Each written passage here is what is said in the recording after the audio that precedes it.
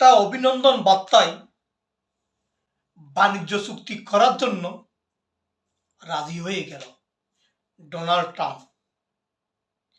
গতকাল নরেন্দ্র মোদী ডোনাল্ড ট্রাম্পকে একটা অভিনন্দন বার্তা জানিয়েছেন এবং শুভেচ্ছা জানিয়েছেন শান্তির দূত হিসেবে কাজ করার জন্য।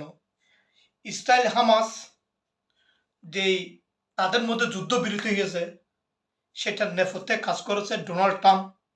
শান্তি চুক্তি হওয়ার কারণে ডোনাল্ড ট্রাম্প যখন তার সোশ্যাল ট্রুথে এটা প্রকাশ করেছে, ফলে নরেন্দ্র মোদী ডোনাল্ড ট্রাম্পকে ফোন করে অভিনন্দন জানিয়েছেন এই শান্তি চুক্তির জন্য।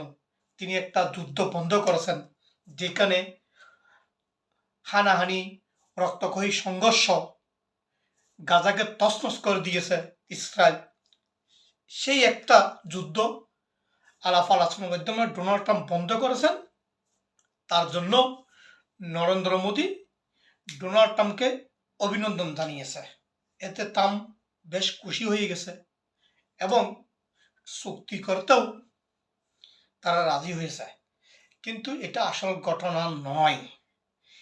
চুক্তি করার জন্য পর্দার আড়ালে আড়ালে তারা অনেক চেষ্টা, অনেক কথাবার্তা চালিয়ে গিয়েছে যেগুলো মিডিয়াতে আসে নাই।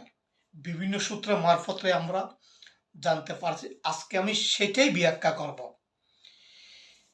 ভারত যখন রাশিয়ার থেকে ক্রুড অয়েল কিনছে সেই ইস্যুকে কেন্দ্র করে ডোনাল্ড ট্রাম্প বাণিজ্যের উপর প্রথম 25% শুল্ক আরোপ করেছে। পরে আবার ভারতকে বলেছে রাশিয়া থেকে তেল না কেনার জন্য। কিন্তু ভারত যখন শুনে নাই, আবার 25%, মোট 50% শুল্ক আরোপ করে দেওয়ার পর ভারত মার্কিন সম্পর্ক একেবারে অবনতি হওয়ার পর কিন্তু ভারত তো মাথা নত করে নাই। কিন্তু তারা পর্দার আড়ালে আড়ালে আলোচনা চালিয়ে গিয়েছে এবং ট্রাম্প প্রশাসনের অর্থমন্ত্রী থেকে শুরু করে বাণিজ্য মন্ত্রী ভারতকে বহু কটাক্ষ করেছে।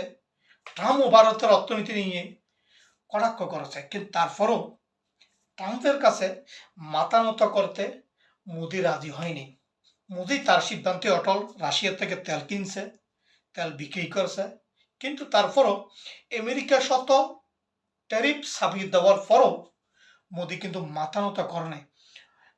কিন্তু ডোনাল্ড ট্রাম্প দিল্লিতে তাদের বাণিজ্য উপদেষ্টা সহ একটা প্রতিনিধি দল পাঠিয়েছে ভারতের সাথে এই ট্যারিফ নিয়ে আলোচনা করার জন্য, যাতে ভারত রাশিয়ার থেকে ক্রুড অয়েল না কিনে, আর বিভিন্ন ইস্যু নিয়ে আলাপ করছে। সেইখানেও ভারত কিন্তু একটাই কথা বলেছে, আলোচনা অগ্রগতি হচ্ছে, এবং আমেরিকার থেকেও বলছে আলোচনা অগ্রগতি হয়েছে।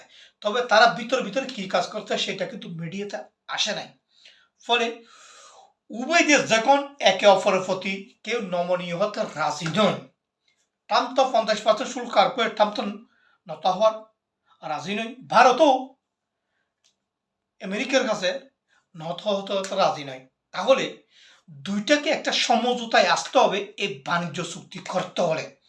ফলে ভারতের বাণিজ্য মন্ত্রী এবং আমেরিকার বাণিজ্য মন্ত্রী যখন এই সাধারণ অধিবেশন চলছে সেখানে তারা পাশাপাশি বৈঠক করছে এবং পীযূষ গোয়াল এবং মার্কিন বাণিজ্য মন্ত্রী তারা একে অপর আলোচনা করছে।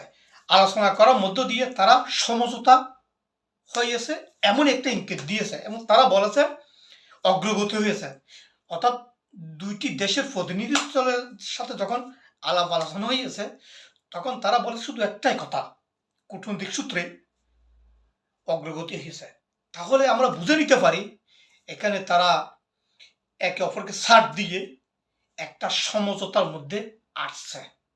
এর ফলে শান্তি আলোচনায় যখন হামাস এবং ইসরায়েল যুদ্ধবিরতি হয়েছে ট্রাম্পের চেষ্টায়, তখন বন্ধু মোদি ট্রাম্পকে ফোন করেছে। ফোন করার ফলে কালকে পত্রিকা দেখলাম তারা বাণিজ্য চুক্তি করতে রাজি হয়েছে ভারত এবং